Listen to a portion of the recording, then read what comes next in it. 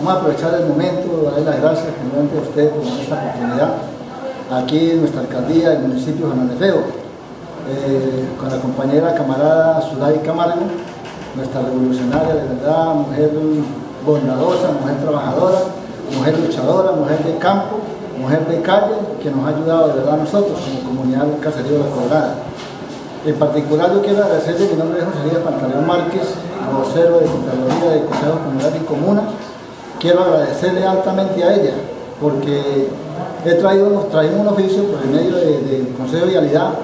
para pedirle 4 alcantarillas, y gracias al Señor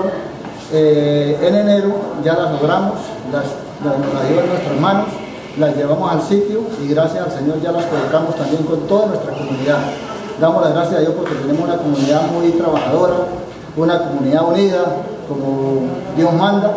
que trabajemos unidos, y si somos unidos podemos vencer. Entonces yo estoy muy agradecido de ella porque ella de verdad nos tomó en cuenta, nos dio estas alcantarillas, y nosotros le estamos dando realce a ella también en nuestra comunidad para que ella también se motive y siga ayudándonos también más allí en nuestra comunidad. Entonces yo de mi parte estoy muy agradecido que sigamos trabajando con la ayuda de Dios. Primeramente nos queda todavía, por decir, camino por recorrer, nos queda todavía casi un año